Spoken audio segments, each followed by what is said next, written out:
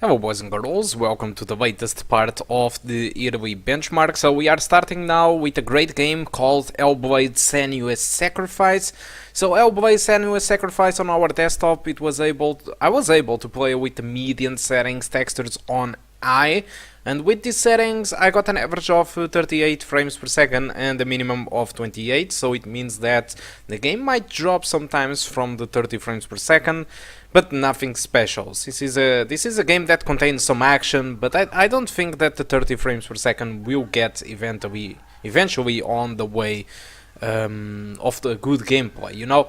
But like I was saying you, this is the part 3, it is supposed to be the best parts, the best games, so stay tuned now with the rest of the video. So let's see the rest of the other games.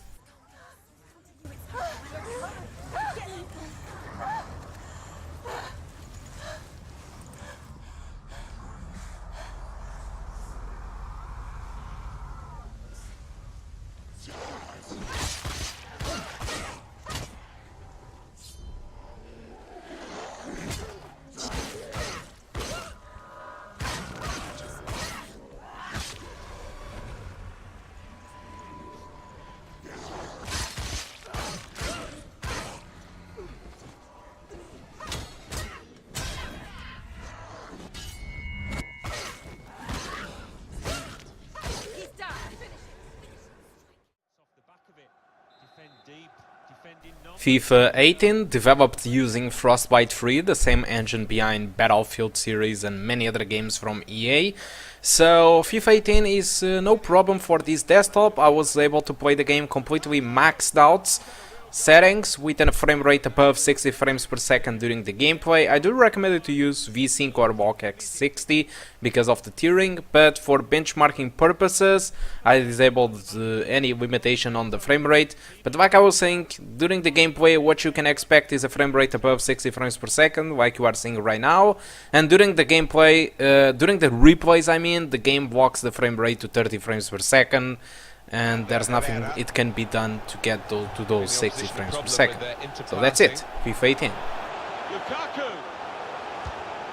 Right from the kickoff, they look like scoring, they have now. Sharp from the off, and what a good goal. Goal from Lukaku, and the way he's guided that into the left-hand side of the goal, it's wonderful technique. Well, it's a goal worth replaying over and over again, isn't it?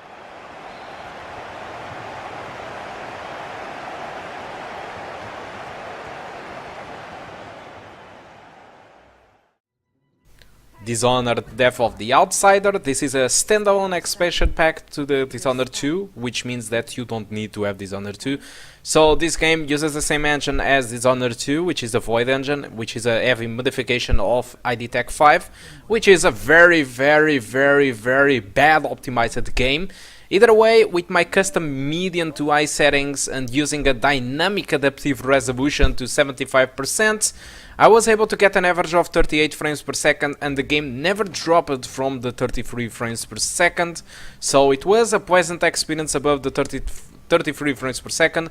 But every time the game felt a little bit of stress, or the computer was a little bit stressed, the game reduces the internal resolution in 75% of the resolution that I was using, which made the game a little bit more blurrier at times.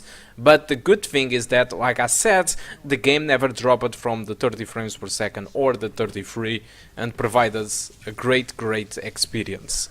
And also, Dishonored, it's an excellent game, so it's Steam sales, so get your hands on it. It's a decent game.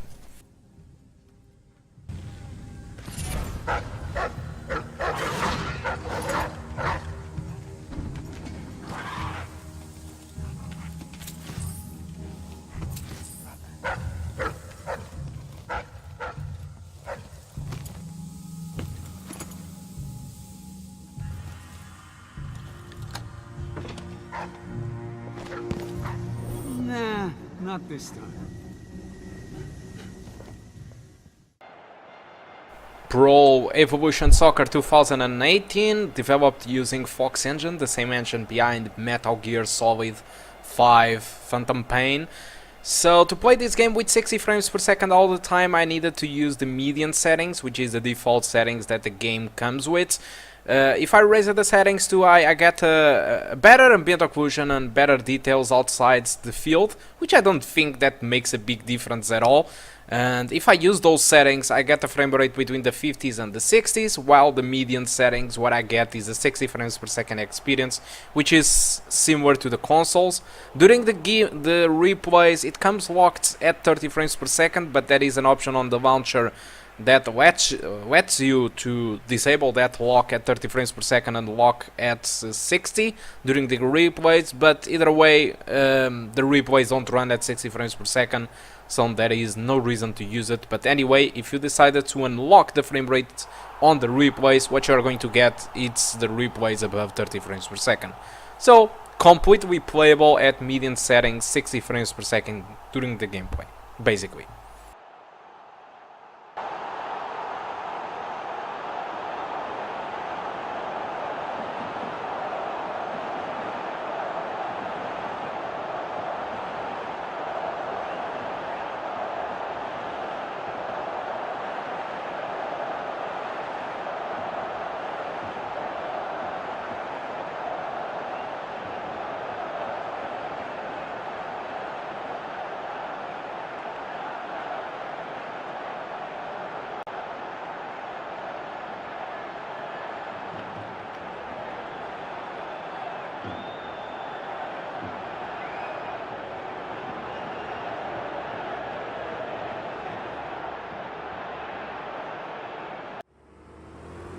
Project Cars 2, developed by the Slightly Mad studio, and it uses the Madness engine, the same engine behind Project Cars 1, but with slightly refinements. Well, at least the physics now, it is well done. So in order to properly play this game, I decided to go with the median settings, which is pretty much the same settings that I had gone with Project Cars 1. So yeah, it's similar. I get pretty much the same settings as the first game. So like I was saying, median settings, textures on high, anti-aliasing I did use SMAA on ultra, which is not that demanding at all. And what I got was a minimum frame of 57 frames per second and an average of 78, so it was pretty much an experience above the 60 frames per second. Although if you get the track with rain and stuff like that and full of cars, you can expect a little bit worse frame rate with minimums around 45 frames per second.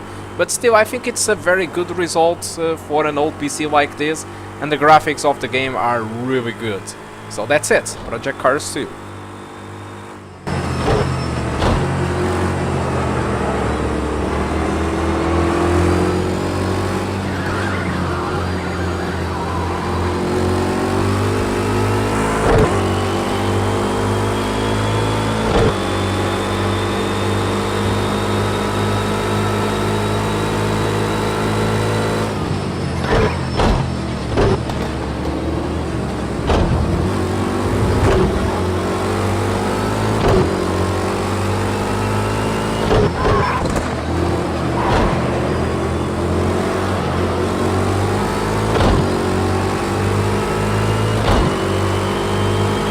Final lap now. On it, silver flag. This is your final lap. Comes in for Miritich. Justin Holiday's checked in for Levine, and it's Grant in for Craig. NBA 2K18 by using their internal in-house engine. I was able to play the game with ultra settings with the textures on median because of lack of VRAM. If you have a 2GB version of the R7 370, you need to keep up with the textures on median. Although if you have the 4GB version of any of those cards listed on the title, you can use the ultra textures or the high textures, okay? But by using these settings, I got a gameplay above 60 frames per second. I know that the recorder is taking a big impact, but without recording, I got a frame rate above those 60 frames per second, and the replays are pretty much in between the 30s to 60 frames per second. And that's it, it's completely playable during the gameplay, 60 frames per second, it's amazing, like it was supposed to be played on. So, good stuff. NBA 2018, running on my old junk PC, pretty fine at ultra settings, textures on median, and 60 frames. Amazing. They set the pick. Here's Wade. Good defensive work there by Young. Got the shot. He Just got it. no better feeling to be able to deliver in a moment like that. When you hitting them like that, he's just OMG, that's how you silence a crowd. And so the first quarter is in the books. Warriors lead by 4. And we'll be back with you for the start of the second quarter when we return. Forza Motorsport 7 demo. I did use the demo to benchmark. It is using their Forza SAC engine, and in order to properly play this game at 60 frames per second, I had to use the low settings, but I made a couple of tweaks. Like, for example, I enabled the wet surfaces, which you are seeing right now. The track is completely wet with beautiful reflections, and I had to enable the particles on full. This is because the particles on quarters, it was causing me weird artifacts on the track. I'm not really sure if it is AMD fault or the game's fault, but by using full particles that bug disappears. Also, I'm forcing anisotropic to 8 times. I guess it was 8 times or 4 times. And by using these settings and all the rest on the dynamic, I was able to get 60 frames per second without a single drop. So the problem is, during the recorder, the frame rate was very impacted, and unfortunately the frame rate wasn't really able to sustain the 60 frames per second with the recorder, but without recording I do get a beautiful 60 frames per second. And despite the game it is set to low settings, the game is absolutely gorgeous. The only downside, it is really the reflections on the car that really takes a hit, a big hit with the low settings on the reflections. So that's it for the Motorsport 7.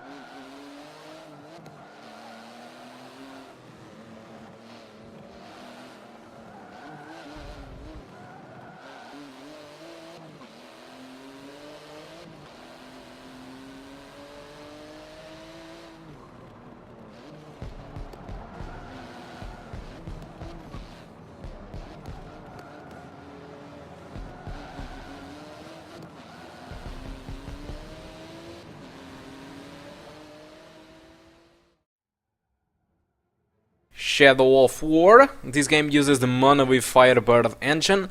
Unfortunately, I wasn't really able to try the game. I just had my hands on the benchmark, and for me the best settings to play with above the 30 frames per second, it was by using the median settings, and I set a dynamic resolution at 30 frames per second, which means that if the game wants to go below those 30 frames per second, the game dynamically adjusts the resolution on fly. I made some changes, like using the mesh at high and the motion blur on, to those 30 frames per second look a little bit more smoother than they really are. And the mesh, it is to detail a little bit the buildings at the distance, because with the mesh on low or on medium, the pop-in is... there is so much pop-in that it is so much distracting. So that is why I kept the mesh on high, all the rest on medium, motion blur on, dynamic resolution at 30, and with this I got an average of 42 and a minimum of 31. Amazing. Now it is time to Elex. Elex is a game that is using the Genome engine, completely updated. The Genome engine is the same engine behind the Gothic 3 and the Risen series. So all these RPGs, including Elex, it is developed by Bytes. So this game I was able to play with a mix between medium and high settings, and with this I got an average of 41 and a minimum of 35 frames per second. This is an RPG that it's not for everyone, because many people complain about the fighting system, including me. I like a lot the Bytes RPGs, but I have to recognize that yes, the fighting system completely ruins the game for most of the people that plays this game. But still, I still do like a lot their RPGs. Okay, so that's it. Elex, a custom between medium and high settings, and the frame rate above 30 frames per second, completely playable.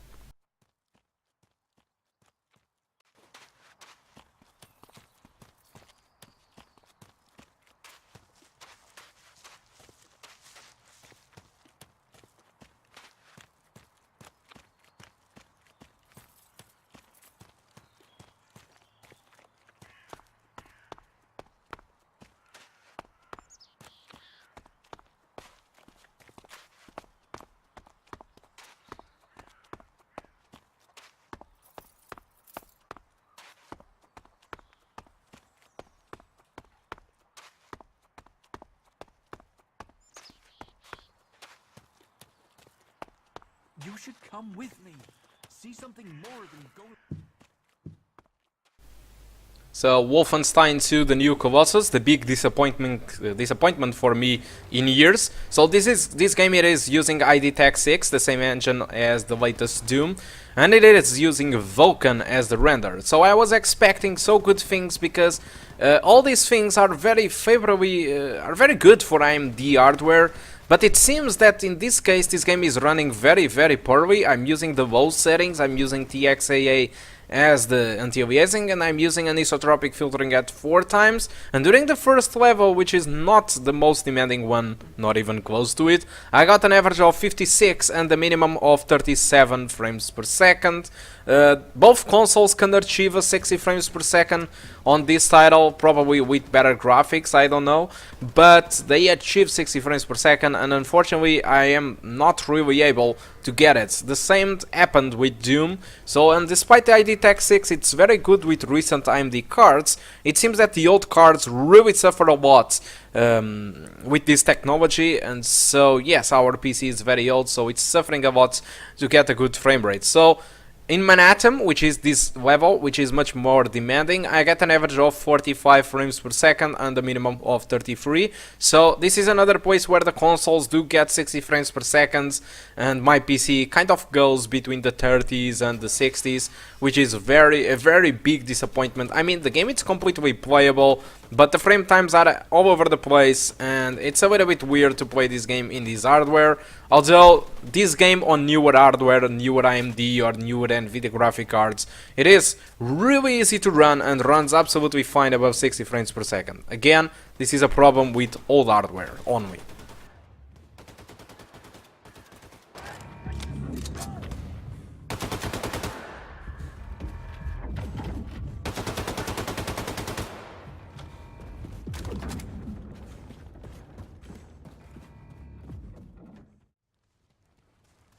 Nioh Complete Edition. This game uses their internal in-house solution, so their homemade engine to power up this game.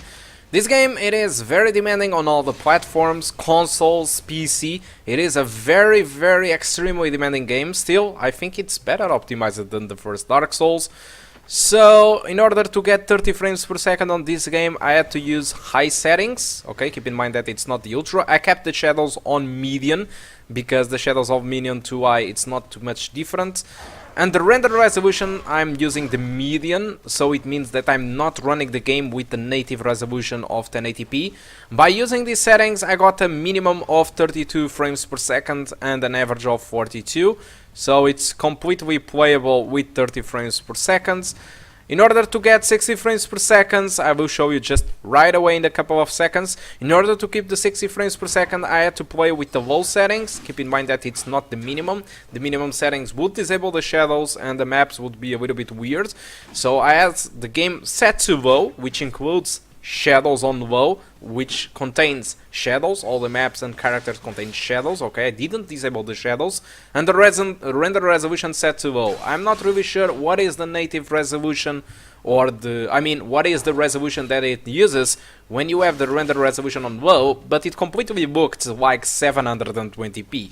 And by using those settings, I was able to assure that the game would run at 60 frames per second with minor drops to 50 frames per second, just like you are seeing right here, right now. Again, the same sequences, but the game with the low settings, the render resolution too low, and the frame rate very consistently running at 60 frames per second. So completely playable in my opinion. It's just a game that you don't expect to have too much graphics, and it's really up to you if you want to play at 30 or at 60, but in my opinion 60 frames per second in this game really makes a difference, because the fighting system, it is really quick comparing to Dark Souls. Okay, so this is my performance review on Nioh.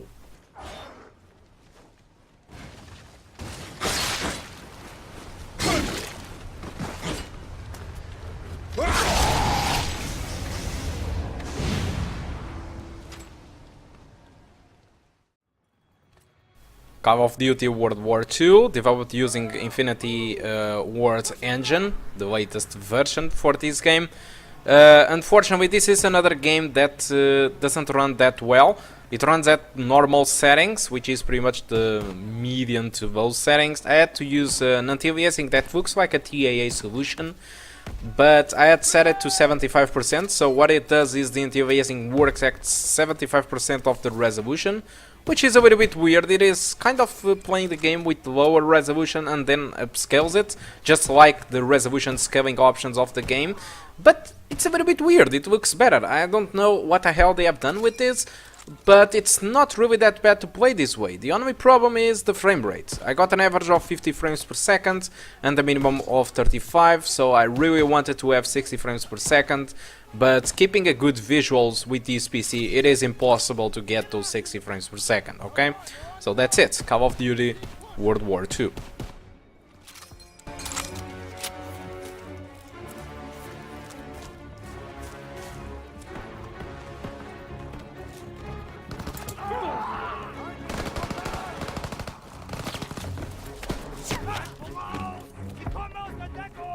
They're surrendering! Hold your fire! You two! Down! Those prisoners! Daniels, keep us moving!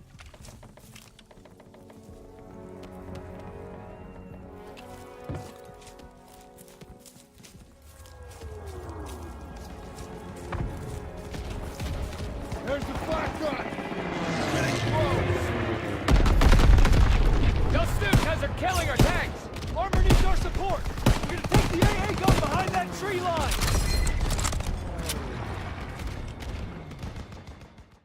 Need for Speed Payback. It is using Frostbite 3, the same engine as Battlefield and FIFA. I was able to run this game with median settings, with a minimum of 29 frames per second after the update of the day 1 patch, and an average of 40 frames per second, so it is pretty good if you want to play at 30 frames per second. I'm not really sure about the city, but this game it is very CPU intensive, and so during the city events, for example, the game might stutter a little bit from time to time, but outside the city it just runs absolutely fine, so I'm not really sure if they kept the game running better now with newer patches or not. But during the city I recommend you to lock the game at 30 frames per second so that the CPU can keep up with the streaming, okay? So that's it. Need for Speed Payback. You are going to pay back with microtransactions. Haha! Joking.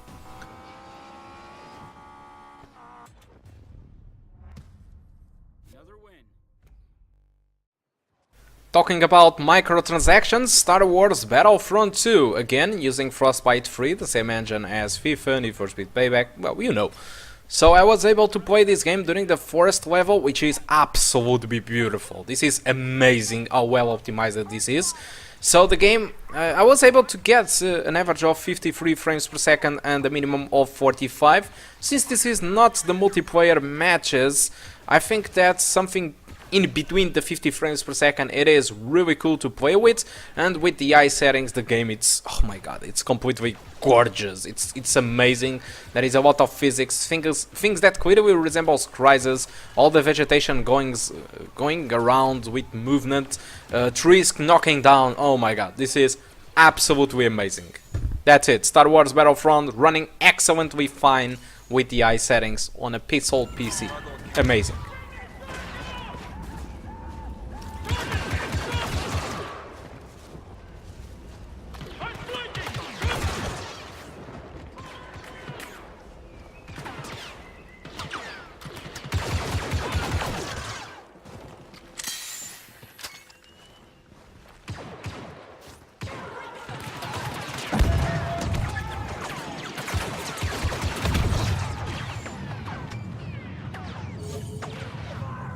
Scan the area.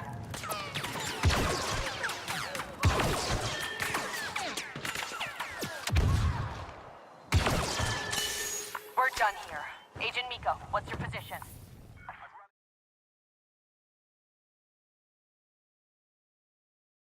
PlayerUnknown's Battlegrounds. This is still the early access version, it's not the final one that it was released recently. I promised that I would try to update my videos with the newer version of PlayerUnknown's Battlegrounds, but at the time, on the early access time of the game, I was able to play the game with the low settings, with the anti-aliasing set to Ultra. There isn't too much difference in the performance, to be honest, between all these anti-aliasing options, but this one looked less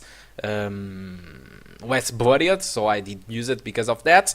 And with these settings I got an average of 41 and a minimum of 27.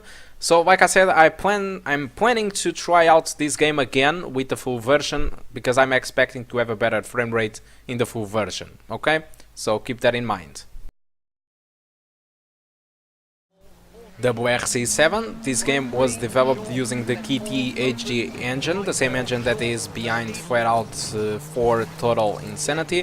It's not a bad engine, in fact. I was able to play the game with high settings, a minimum of 41 and an average of 51. In order to get 60 frames per second, I needed to reduce all the settings pretty much to low, and even that way I wasn't really able to assure the 60 frames per second.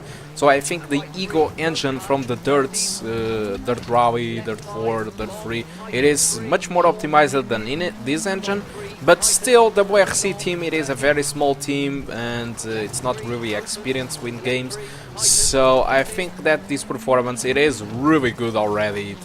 This average of 51, it is very playable, it feels very smooth, despite on the video it's not really the case, but without recording it feels really smooth to play, so I think it's enough.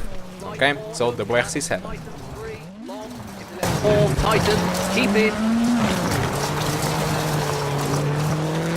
And right 4 into flat left, tightens 5, keep it. Right 5, caution, brake, square right, tarmac, and left 6, long, bumps, into left 3, keep it, opens, 30. Right 4, brake, into left 3, tightens 2, gravel. And right 5,